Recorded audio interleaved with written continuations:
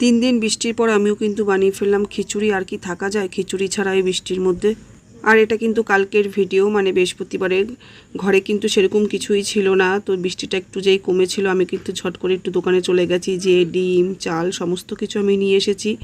আর খিচুড়িটা কিন্তু গোবিন্দভোগ চালেরই বেশি ভালো লাগে, আর আমার ঘরে গোবিন্দভোগ চালটা একটু বাড়ন্ত হয়ে গেছিলো। আর খিচুড়ির সাথে কিন্তু পায়েসটা আমাদের ভীষণ ভালো লাগে।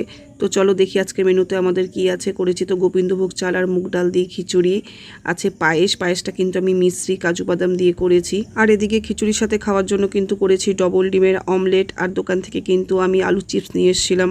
তবে এই বৃষ্টির মধ্যে কিন্তু ছেলে আজকে সকালে স্কুলে গেছে, আর মেয়ে কিন্তু স্কুলে যায়নি।